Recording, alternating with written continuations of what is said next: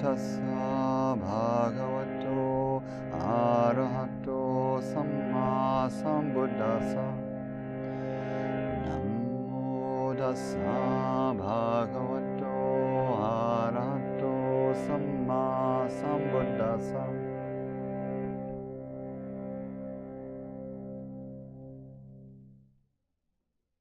So let's roll forward. We're a bit picking up from last week. We started looking at the teaching, the core teaching, the list known as the 5 aggregates. I don't like the translation aggregates. It's a really dull, literal-ish translation of the word khandha in Pali or skandha in Sanskrit. It literally means heaps or piles or collections of things. 5 types of stuff, essentially.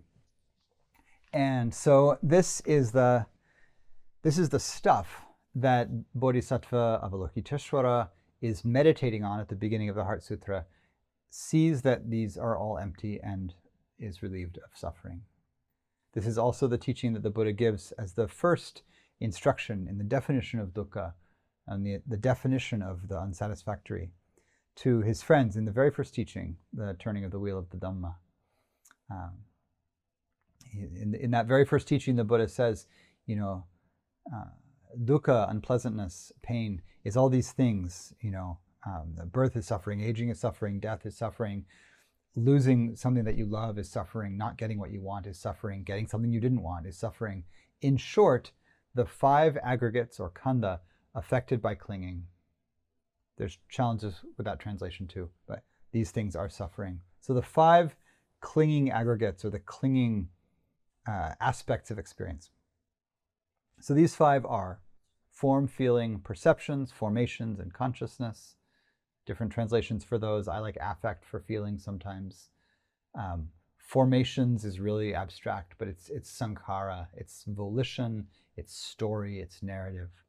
So we gave a little overview of these last week, and how these are both the initial formulation the Buddha uses to teach how clinging leads to suffering, and it's the thing that Avalokiteshvara is meditating on at the beginning of the Heart Sutra, giving rise to freedom by seeing that these are all empty. So these 2 things are really in parallel with each other. So one of the things we hinted at, and I want to flesh out a little more now, is that this list, I often just call them aspects of experience. I don't really care that they're heaps. Sure, they're heaps. There is actually a beautiful old, kind of like a metaphor in a way, where they are, the word khandha, I'll use the Pali, the khandha are heaps, partly because that's a common word that was used for heaps of firewood or fuel. So they're fuel for the fire. And the heat of fire is craving. The burning is clinging. The Buddha lays this out as the metaphor in many places. And so these 5 things are the fuel, right? This is what's burning. And so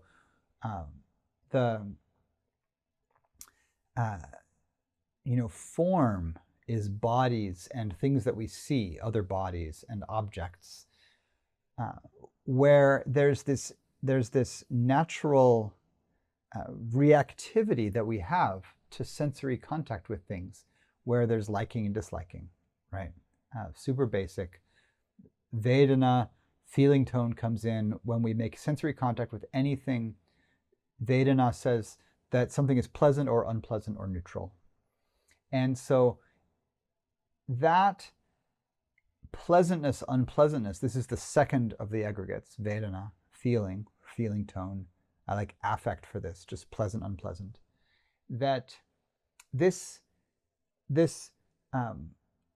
almost immediate, like so immediate that it's hard to tease them apart, part of perception, that sensory contact hits our animal bodies already with a kind of charge, right? Because we're animals that want to survive. We love survival and reproduction and food and the usual things that animals love.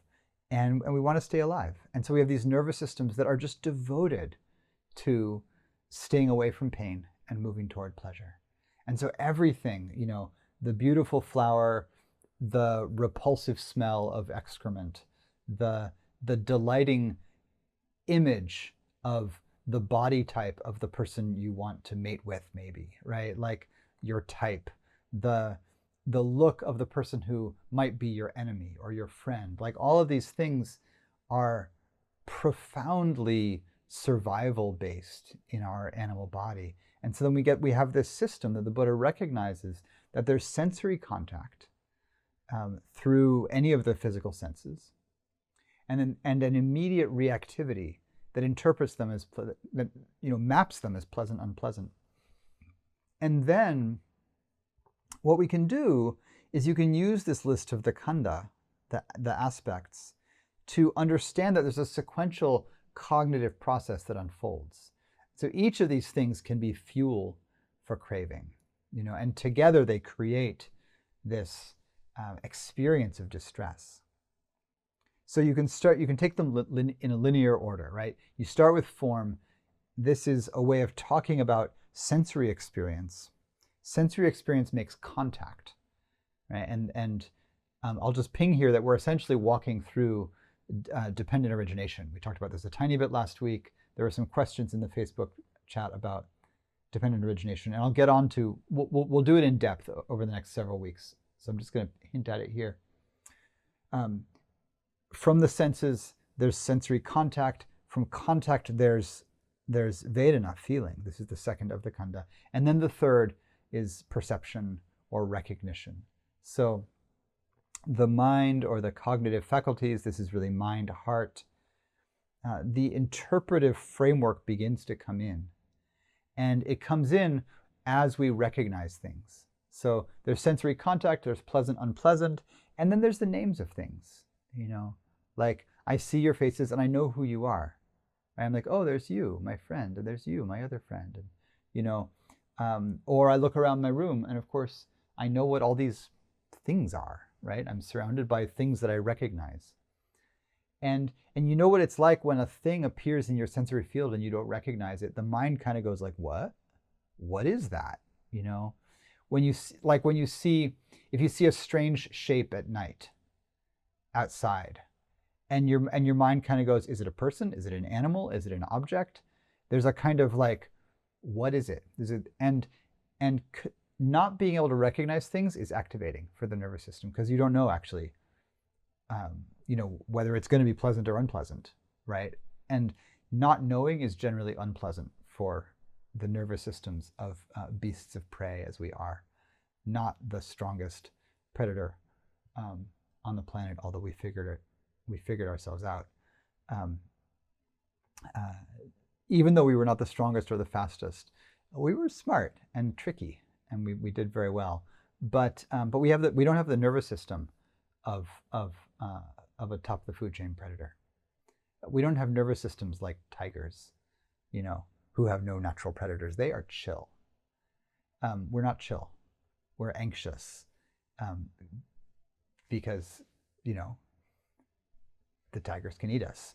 So there's all of these, there's these ways that we can recognize how does a nervous system learn to be in a world that's dangerous. And we have those nervous systems.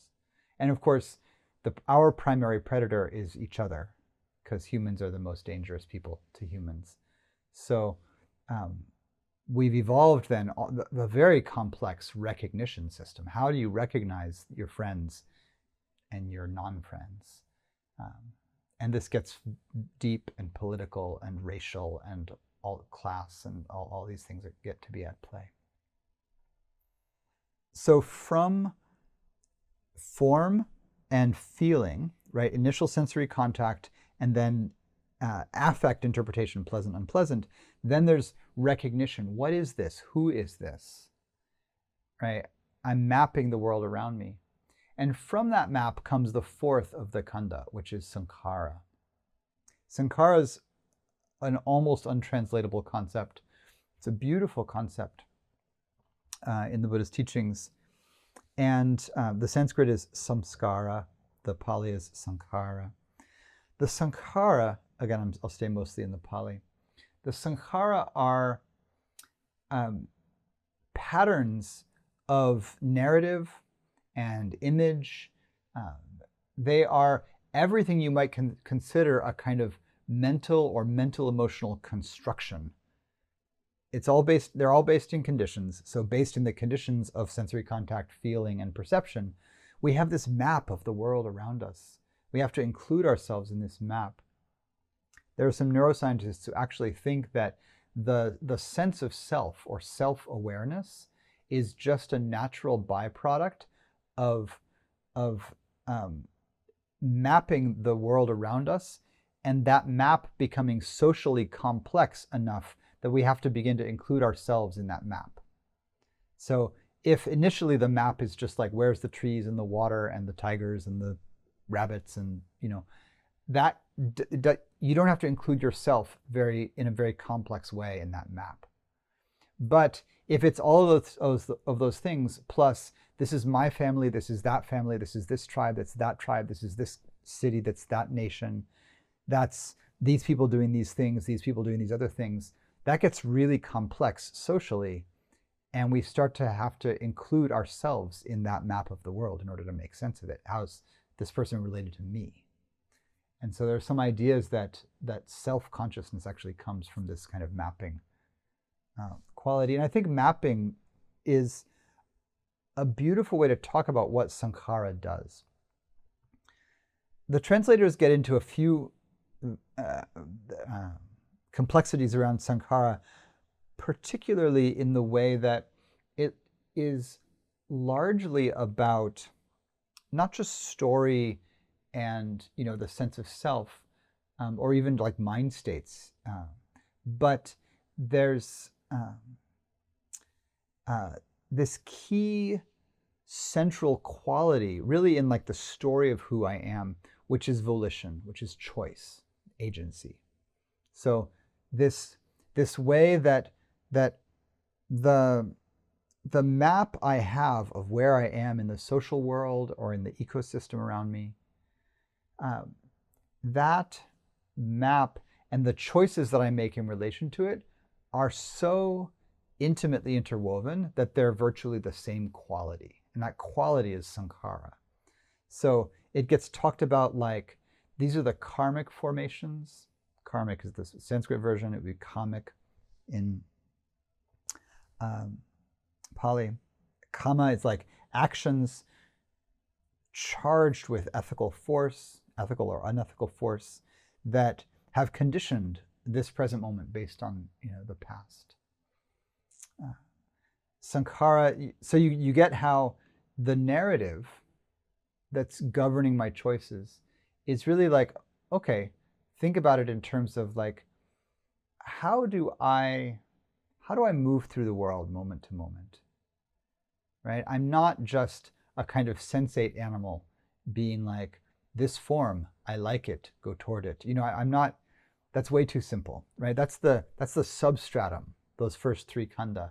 Now with saṅkhāra, and the fifth is sense consciousness, is really just knitting it all together into consciousness. But in saṅkhāra, what I really have is this very complex sense of being a person with a past, with a life story, with a web of social relations, with a web of ancestral relations. Who are my people? Where did they come from? What do we do? Culture is a saṅkhāra. Family is a saṅkhāra. Like these kinds of stories. The way that I could say I know myself to be a, think of any of the, histories that you carry, like the ancestral histories that you carry. Say, like some of my people came from England and Puerto Rico to get to New York. Okay, so I could think about those as cultural threads, and some way that those show up in my life. Okay, that's a saṅkhāra. That's a kind of deep influence from the past, how it created the life that I'm in right now. It created this body, it created some of the cultural context for this, and it's creating the words that I'm speaking right now. It's creating the way that I think about myself. I'm this kind of person.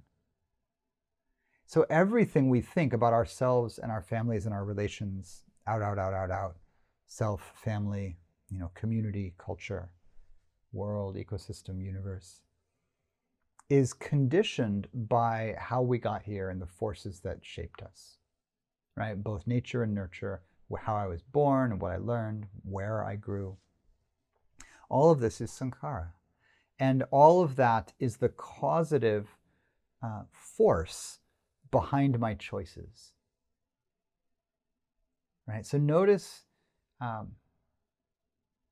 so take a moment, just try this out. Right where you are,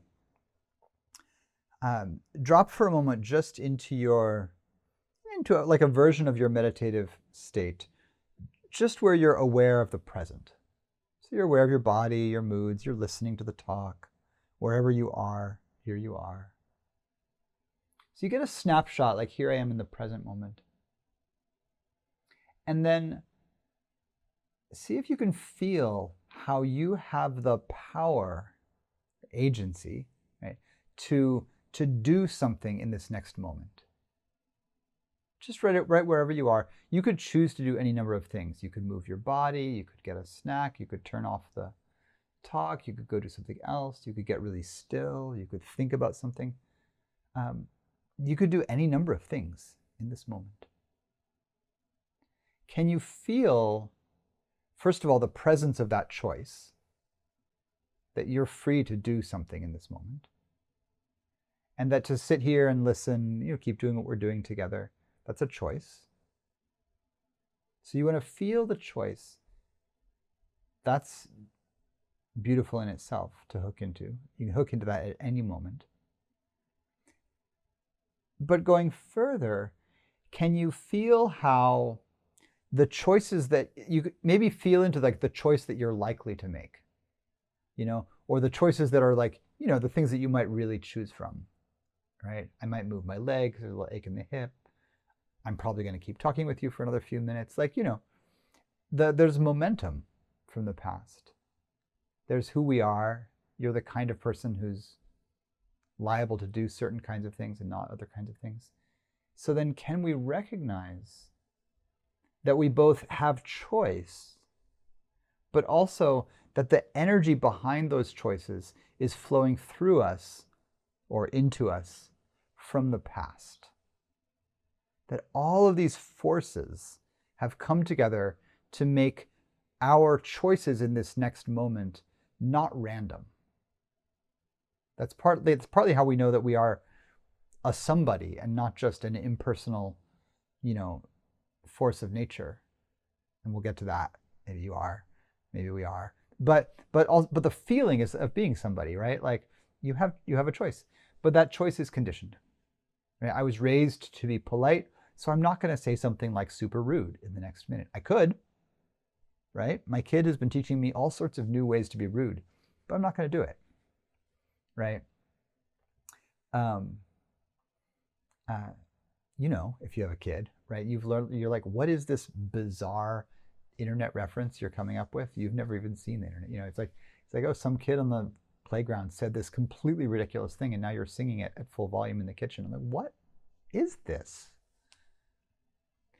So I'm not going to repeat any of those, right? Because I was raised to do a certain thing, right? But these come in a privileged and traumatic formations, right? So there are some things that I could make a choice to do, but I don't know how to make that choice because systemic oppression, because as a frail, mixed race, kind of queer, intellectual kid, I wasn't taught to do certain things, right? Like whatever your positionality, whatever kind of body you have or social class you come from, you were taught certain things. And those lessons, whether they were, a privilege or trauma, right? Whether they were oppressive lessons. Oh, you have this kind of body, don't take up space. Or, oh, you have this kind of body, you're going to be bad. Or you have this color skin, therefore you can do these things in life and not these other things, whatever it is. Those karmic forces constrain and shape the choice you can make in this next moment. And so part of what is possible and really beautiful with the inquiry into saṅkhāra is there's the invitation to see the conditioned nature of those things, right? To see the relationship between karmic conditioning and choice. That's why they're called volitional formations. This is really like how we make choices. And I think a huge part of what is liberating, when we say that the Buddha's path leads to liberation, what is liberation from what? Or in relation to what? What is liberation? I think a huge part of this liberation is that when we know so deeply, really, like deep in our beings, that conditions have led to this moment, and that those conditions have constrained our sense of what's possible, the choices we can make, that if we see that those are not laws of nature, that they're just conditioned arisings that could be different, I think the range of choice opens up vastly. Because suddenly, if there's something that's possible to do, I might just be able to do it. If I can recognize that the forces that make me not able to do something are flimsy in a certain way. I think partly what the Buddha does is he sees through culture, and he sees through family and inheritance in a certain way. This is why, and this is a commercial for the study class that we're doing, come to class on Thursday, and we'll read this text. I think this is why he sees through caste. Why he says, yeah, this is why the Brahmins are not particularly superior to, the aristocrats or the merchants or the working class. Because the only thing that makes you noble or, kind of worthy in a certain way is your actions. He says, actually, the thing that you have choice in is that you can harm or not harm in the next moment. And that's the heart of choice, is that we are powerful in a certain way and we can hurt others. And there's this tremendous and poignant responsibility with that. And so the Buddha's like, yeah, well, the thing that creates the best possible momentum for the future is to not hurt people. People meaning human people, animal people, spirit people, plant people, earth people, beings.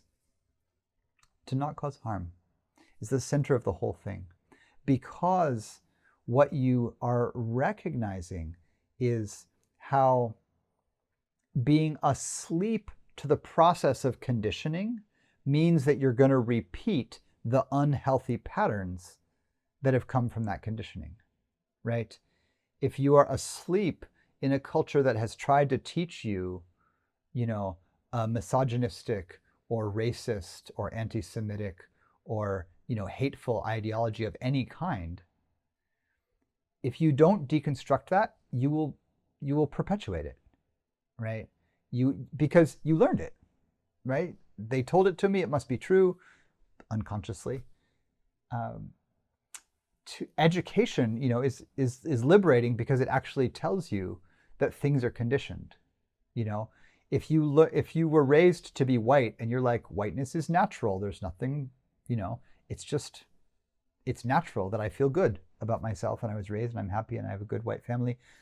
And then you learn that whiteness as a concept was invented in the late 17th century by Southern North American British descended aristocrats who were upset because the poor white working class was allying with the free black working class and the indigenous resistance to resist white upper class domination. And they said this will not do because of course there's always far more working class people than there are rich people.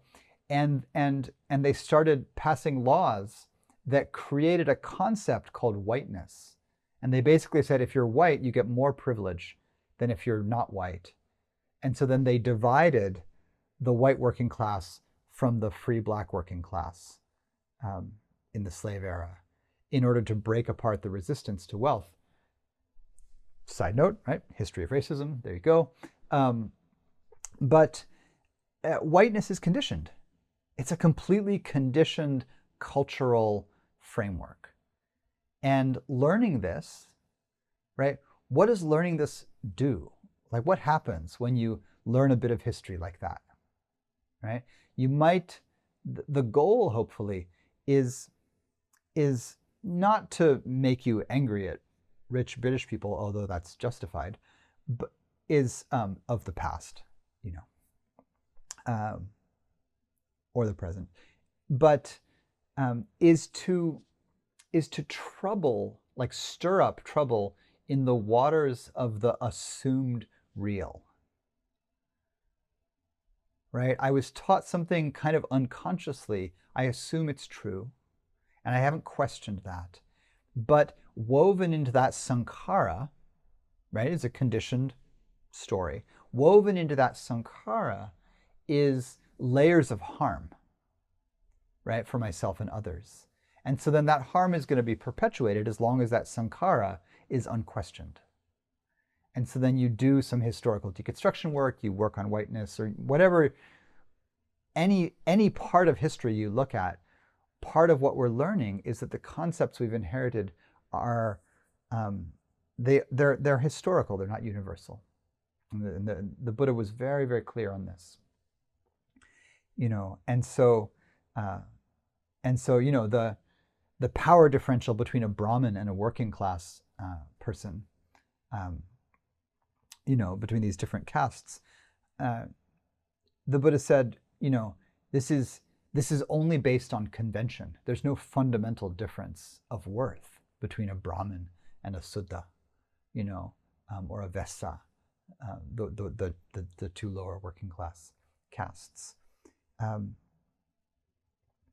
so in the aggregates, the khandha, I think what we're invited to do is use this sequence to understand how unconscious views and stories and patterns, you know, how they become implanted in the heart, how they develop and are reinforced moment to moment, right? When I see something and there's the automatic judgment of it as pleasant, and then there's a recognition of it as a thing that I like, and those things stitched together into a story, how easy it is for that then to pour forward into the volition, the choice to move toward it, to grasp. I want that. And as we deconstruct this, we see that, you know, the story is based on all these forces from the past, some wholesome, some quite unwholesome, and that even in this moment, you can bring consciousness to this unfolding process where there's like pleasantness and you know, recognition. This is what happens in the meditative state. You get very, very slowed down, and you can actually begin to see how these different khandha, these different aspects of experience arise simultaneously, or nearly simultaneously. The Theravada tradition would say successive mind moments. There's contact, and then there's a kind of the interpretation, pleasant, unpleasant, vedanā. And then there's a kind of recognition, oh, this is what that is. And it coalesces into a story of wanting or fearing or reactivity in some way. And then that story, that initial grasping, then coalesces further into clinging. Oh, you know, this is who I am in relation to this, right? Subject and object appears with saṅkhāra. That's the map that includes myself, right? Because if I really want to understand what's going on when I see something and I want it, I have to include myself in the story. And so suddenly, here's me, and my satisfaction depends on getting that. And so then all of this arising, you can tease it apart.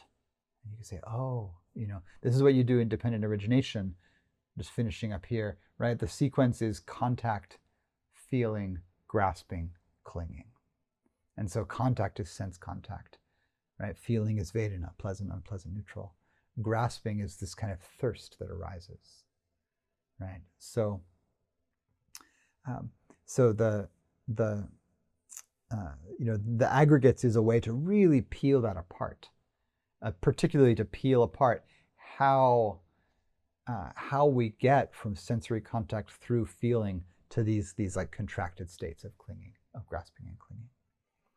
So, pausing again here just as we finish, and let's do it again. That little choice exercise. So, come back to yourself. Become present for a moment. Feel how you have choice.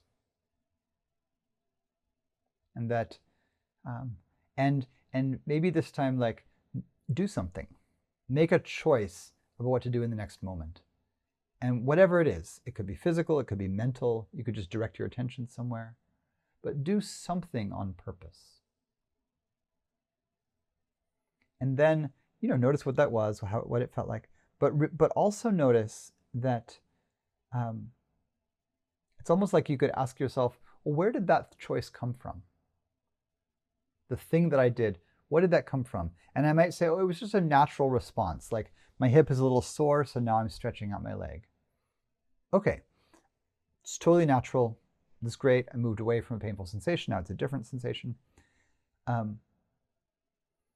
But if I slow down into that, how I did that, I could write paragraphs on what just happened, right? I had to learn in meditation that it was okay to move, because for a while I was taught that you should not move and you should suffer through painful sensations. I did a lot of yoga and I learned some preferential movement pathways. So when I stretched out my leg, I actually did some very particular internal, external rotation thingies that feel really good. And I learned that. And I'm right now pressing outward through my heel, and I can feel the center of the 3 strands of the hamstring in a way that feels lovely. And, like all of that, it's all learned, right? It's all learned. Even the way that now I'm in this posture where one leg is in and one leg is out, and I can actually kind of energetically flash on all these different times that I've been in this shape,